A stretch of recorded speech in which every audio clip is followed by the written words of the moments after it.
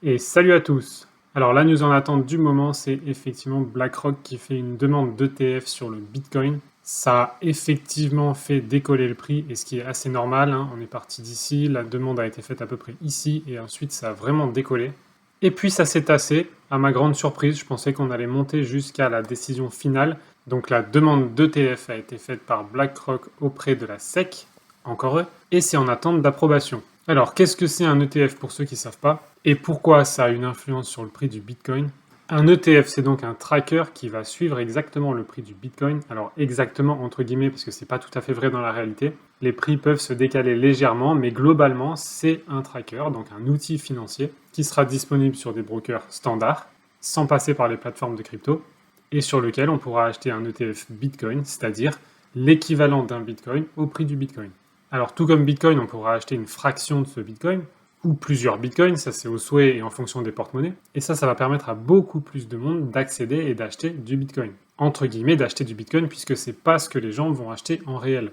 Donc ce genre d'outil financier, c'est clairement pour la masse qui a peur d'investir dans Bitcoin, puisque au lieu d'investir dans Bitcoin, la masse va investir dans un équivalent de Bitcoin sans posséder réellement du Bitcoin, sans avoir son propre porte-monnaie, en fait sans avoir les avantages de la crypto, mais ce sera BlackRock qui va posséder votre portefeuille de Bitcoin si vous passez par là. En fait, votre portefeuille d'ETF Bitcoin qui sera sécurisé entre guillemets chez BlackRock.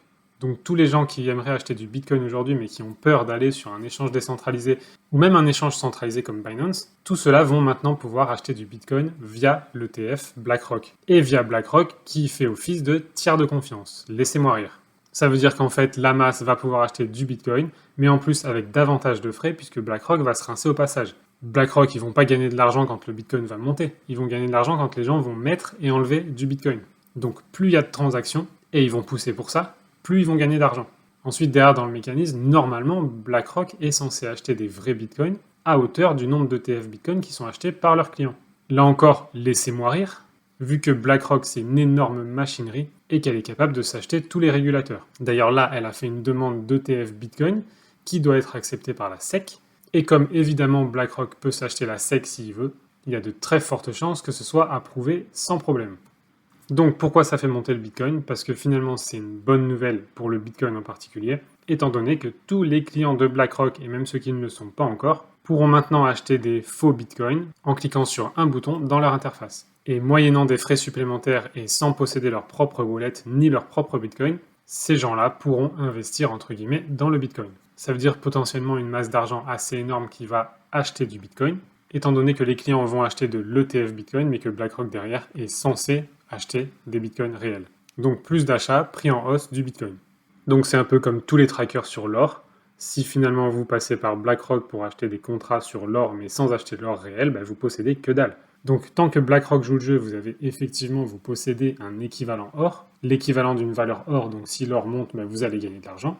Maintenant, si pour une raison ou une autre BlackRock décide de geler les fonds, vous avez que dalle. C'est le même principe avec l'ETF Bitcoin. Alors, est-ce que ça va être accepté? Est-ce que cette demande d'ETF va être acceptée par la SEC? Ça reste une question, mais sincèrement, je pense que ça sera accepté sans problème.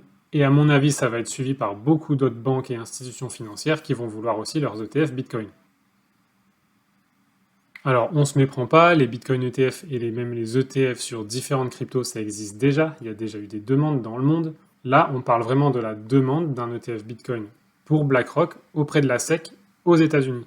Donc, a priori, en ce qui concerne les États-Unis, il y a déjà eu plus de 30 demandes de ETF Bitcoin. Certains ont été acceptés, certains ont été rejetés et d'autres ont été repoussés. Pourquoi et pourquoi ce timing avec BlackRock? Grande question encore ici. Mais avec ce qui se passe sur l'affaire SEC versus Ripple, plus le feu vert qui a été donné par la SEC pour blanchir Ethereum et que Ethereum soit tranquille, on a finalement un mastodonte comme Ripple et XRP qui est beaucoup plus efficace que ces blockchains Bitcoin et Ethereum, qui est complètement ralenti par cette affaire. Et de l'autre côté, on a les géants financiers qui commencent à faire des ETF sur Bitcoin, et à mon avis, Ethereum suivra très vite. Alors j'y reviens dans un instant, mais ceux qui pensent qu'Ethereum c'est la liberté et c'est ça qui va nous sauver de cette machinerie bancaire et financière, j'ai vraiment le sentiment que vous vous trompez et que vous êtes complètement à côté de la plaque, et j'y reviens dans un instant. Alors est-ce que la SEC va finalement approuver ce ETF Bitcoin? Lui, dans cet article, il répond que oui, très probablement. Par contre, à quelle échéance? Ça, on sait moins. Est-ce que ça va être dans 1 an ou 10 ans? Mais il pense que la SEC le fera au bon moment. Personnellement, je pense que ça va aller assez vite. Et l'avenir nous dira si je me trompe. Donc a priori, il y a de fortes chances que cet ETF soit accepté par la SEC. Quand, ça reste un mystère, et en attendant, ça fait quand même une news assez favorable dans le sens de la montée de Bitcoin. Mais si ça prend 6 mois, 1 an ou 2 ans, ça va très vite s'essouffler, et le cours va pas faire que monter en attendant la réponse de la SEC. Donc le Bitcoin a effectivement bien réagi, mais maintenant on reprend un cours normal. Alors pour creuser un peu dans les ETF, j'en viens sur effectivement quels sont les avantages et inconvénients. Donc parmi des avantages, c'est effectivement pour la plupart des gens une manière plus facile d'investir. Personnellement, je trouve que c'est plus facile via les échanges de crypto-monnaies, mais pour la plupart des gens qui sont déjà sur des assets boursiers, c'est sûrement plus facile d'avoir des ETF directement chez leur broker. Ensuite, c'est le fait d'avoir un tiers de confiance, par exemple votre banque ou votre broker, votre courtier, puisque les ETF crypto sont émis par des sociétés réglementées qui négocient sur des marchés régulés. Alors tout ça, c'est du blabla pour mettre en confiance les investisseurs. Perso, moi, je me sens beaucoup plus en sécurité avec mes propres fonds via les crypto-monnaies, en possédant mon wallet, que via ces brokers et banques qui vont faire ce qu'elles veulent avec votre fric. Troisième avantage, pas de risque de perdre votre portefeuille. Alors effectivement, pourquoi pas, là c'est le broker, l'institution financière qui possède votre portefeuille, comme si vous avez de l'argent à la banque. Donc effectivement, a priori, vous ne pouvez pas le perdre comme un wallet de crypto. Par contre, vous ne le possédez pas non plus. Et si la banque ou le broker où vous êtes fait faillite ou gèle les actifs, vous l'avez dans l'os. Donc à ce jour, pour moi, c'est 3 avantages qui n'en sont pas vraiment. Mais somme toute, pour la plupart des gens, c'est des avantages. Maintenant, quels sont les inconvénients des ETF crypto? Premier inconvénient, la réplication du prix n'est pas toujours parfaite. Donc ça peut donner des différences de prix, des décalages. Mais là encore, tant que ça rattrape, c'est pas très grave. Les ETF crypto ont des coûts supplémentaires. Effectivement, il va falloir payer les frais du broker. Donc c'est encore des frais supplémentaires pour acheter la même chose. Et ensuite, vous ne pouvez rien acheter avec un ETF crypto. C'est-à-dire que quand vous détenez des bitcoins ou d'autres crypto-monnaies et que vous souhaitez acheter quelque chose avec, c'est facile, vous avez juste à faire un paiement en bitcoin ou autre, ou à transférer votre crypto. Pour un ETF, c'est pas pareil, vous pouvez rien faire avec si ce n'est le revendre.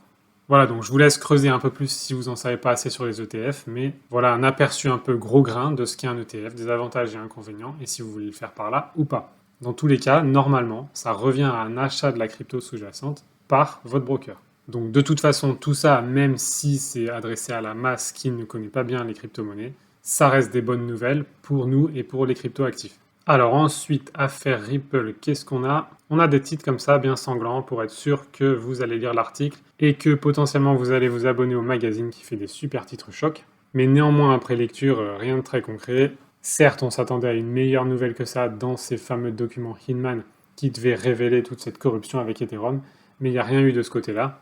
Ce que ça a juste montré, c'est qu'il y a eu un vrai conflit d'intérêts. Et pour des raisons obscures, bien qu'on peut déduire pas mal de choses, la SEC a donné un gros feu vert à Ethereum de manière complètement arbitraire et a décidé en contrepartie de bloquer Ripple et son XRP. Je reviens sur le pourquoi potentiel dans un instant. Donc là, ça parle de la corruption potentielle, mais pour l'instant, on n'est pas encore au clair là-dessus. Et en conclusion, c'est un peu 50-50. Il peut y avoir des retournements de situation à n'importe quel moment, dans un sens comme dans l'autre. Ripple et leurs avocats sont en train de se battre contre un mastodonte, ce même mastodonte qui est capable de corrompre qui il veut, et qui est capable de s'acheter la SEC s'il le souhaite pour arriver à ses fins. Là aussi, autre titre racoleur, Ripple serait-elle condamnée à perdre son procès face à la SEC? Et puis au final, quand vous lisez l'article, vous vous rendez compte qu'il n'y a rien de fondé. Donc effectivement, l'analyste Max Kaiser, lui prédit que Ripple va perdre ce procès, parce que les forces en présence sont trop grandes pour que Ripple tienne le coup. Il dit aussi que la procédure de la SEC contre Ripple était foncièrement biaisée parce qu'elle ne s'est jamais basée sur la loi, ce qui est absolument aberrant. Et donc, selon lui, la SEC est en train de déployer un plan contre les cryptos qui a pour objectif de laisser passer le Bitcoin seulement. Et il dit, comme je n'arrête pas de vous dire, la SEC a balayé les bourses et les acteurs crypto indépendants pour faire de la place à BlackRock, WisdomTree, Fidelity, etc. afin de se lancer dans le Bitcoin. Donc c'est une histoire comme une autre, mais elle a du sens aussi, et je crois fortement effectivement que Ripple est en train de se battre contre des mastodontes financiers, contre de la corruption, pour essayer de mettre en place un système sain, un système transparent qui aujourd'hui est mis à mal par les Bitcoin et Ethereum, qui eux sont les pantins du système financier en place. Donc à tous ceux qui pensent que Ethereum est clean et que XRP c'est l'argent des banques, c'est le mal, attendez ce qui va suivre. Et en parallèle de tout ça, Ripple continue son avancée et fait une percée majeure en Asie avec Singapour, pays dans lequel Ripple vient d'avoir une approbation de principe pour opérer là-bas. Singapour, c'est un monstre financier aussi, et Ripple est maintenant implanté là-bas et continue son ascension. C'est des nouveaux marchés mondiaux qui sont en train de s'ouvrir et je rappelle que la SEC est américain seulement et que selon moi, le pire qui pourrait arriver, c'est que Ripple n'opère pas aux États-Unis. Les États-Unis ont envie de maîtriser leur corruption, c'est pas nouveau, mais c'est pas du tout le reflet des autres pays et du monde. Et en parlant de corruption, justement, on a récemment Linda Jones, une figure importante de la communauté XRP, qui a fait quelques allégations sur ce qui se passe en ce moment dans le monde de la crypto. Et c'est récemment après avoir découvert une connexion entre Ethereum, la Chine et Prometheum. Prometheum étant le premier et le seul échange de crypto régulé par la SEC à ce jour. Comme par hasard.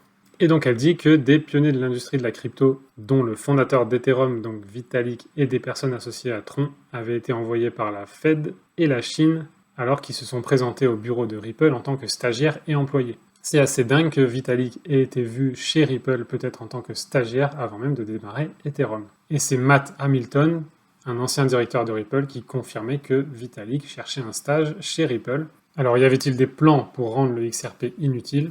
Elle affirme que les banques de la Réserve fédérale étaient conscientes de la capacité de technologie de Ripple à établir un environnement juste et équitable, et ça constituait une menace pour les élites en place et pour leurs plans financiers. Et donc, contre cette menace, ils auraient lancé le projet North Star pour construire un écosystème crypto. Et l'approche consistait à créer une sphère de sécurité où leurs actifs gagneraient un avantage sur le XRP en affirmant sa décentralisation suffisante, donc exactement ce que la SEC a dit pour donner un feu vert à Ethereum, que sa décentralisation était suffisante, tout en qualifiant le XRP de centralisé. Évidemment, tout le monde a avalé ça, et laisse sous-entendre aujourd'hui que Ethereum serait la solution magique, et que XRP est le mal. Du coup, les leaders de l'industrie pensent que l'objectif de Bill Hinman aurait pu être de donner à Ethereum un laissez-passer, c'est en tout cas ce à quoi ça ressemble. Finalement, il y a aussi des liens avec la JP Morgan qui aurait énormément investi dans Ethereum. Et là-dessus, moi, ce que ça me dit, c'est que quand les grosses institutions financières comme ça ont la main mise sur un projet, vous mettez un pantin à la tête, et là c'est encore plus simple, vous posez un jeune qui n'a aucune expérience, qui est manipulable à souhait, qui fait même un peu autiste, comme ça c'est facile à faire passer pour un génie, vous faites croire à tout le monde que c'est un jeune génie tout innocent, et vous avez là le magnifique début d'une histoire qui donne l'impression que Ethereum est l'Eldorado de la crypto. Donc elle souligne aussi que tandis que Warren Buffett, PDG de JP Morgan, dénonçait publiquement Bitcoin comme une fraude, la même banque a secrètement développé sa crypto-monnaie. Et puis tout ça, c'est un conglomérat des mêmes financiers qui dénonçaient Bitcoin comme une fraude il y a quelques années et qui aujourd'hui font des demandes d'ETF pour se faire encore plus de fric. Donc c'est clair qu'aujourd'hui, si on ouvre un peu les yeux, il y a beaucoup de choses qui tendent à penser qu'il y a énormément de corruption au niveau d'Ethereum et qu'il y a un souhait des mastodontes en place de freiner Ripple, voire de tuer Ripple et XRP, et de faire passer Bitcoin et Ethereum au devant de la scène. Évidemment, ça, c'est des histoires qui ont été avalées par la majorité des gens dans le monde de la crypto, et soit on continue sur ce chemin et encore une fois, la masse aura été dupée, soit on rétablit un peu d'ordre et on soutient des sociétés comme Ripple et XRP pour un monde plus juste, moins cher, plus rapide et plus transparent. Franchement, toutes les issues sont possibles aujourd'hui. Je crois fortement en une techno comme Ripple et XRP, mais on joue face à des mastodontes qui sont déjà en place, et la bataille peut être assez difficile. Et dans un article associé, il est dit effectivement qu'il y a un groupe de 35 actionnaires d'Ethereum, ou plutôt d'un investisseur Ethereum, donc Consensus AG, qui ont souhaité un audit en 2020 et qui a montré que JP Morgan a investi massivement dans ses produits. Ce qui les met au contrôle notamment des deux crypto-wallets, donc MetaMask et Infura, qui font partie soi-disant de la plus critique des infrastructures dans l'écosystème Ethereum. Et par conséquent, JP Morgan profite directement et même contrôle cette infrastructure. Et effectivement, le cofondateur de Ethereum, donc Joe Lubin, est un des plus grands actionnaires de Consensus, et Forbes évalue d'ailleurs sa fortune entre 1 milliard et 5 milliards de dollars. Et lui, on n'en parle pas beaucoup, mais contrairement à Vitalik, qui clairement fait paraître pour un pantin, lui au contraire a l'air de maîtriser ce qu'il fait. Bref, tout ça pour dire que la corruption est grande et qu'il y a effectivement une volonté forte des élites en place et du système en place à pousser au devant de la scène Ethereum et à ralentir Ripple et XRP. Bref, à suivre, de toute façon, il y a beaucoup d'allégations qui vont dans tous les sens. Là, après, il faut écouter ce que vous ressentez à l'intérieur de vous. Là, après, il faut écouter ce que ça vous dit à vous et faire vos choix en fonction. Moi, je ne sais pas où ça va se terminer. Je sais que Ripple et XRP sont une super techno qui pourra apporter du mieux dans ce monde, mais je sais aussi qu'ils sont en train de se battre contre des mastodontes qui ont souhaité mettre Ethereum au devant de la scène, et j'en veux pas. Dans tous les cas, restez maître de vos choix, restez maître de vos cryptos, restez maître de vos wallets, de vos décisions, et émancipez-vous de plus en plus de ce système foireux qui cherche à nous rendre de plus en plus esclaves. Il y a la techno, on peut l'utiliser sans les banques et sans tous ces systèmes financiers en place. On peut l'utiliser dès aujourd'hui de manière libre, alors faites ça et n'attendez pas simplement que les autorités vous disent quoi faire. Créez votre liberté maintenant. Créez le monde que vous voulez voir demain, aujourd'hui. Prenez soin de vos cryptos et je vous dis à très vite.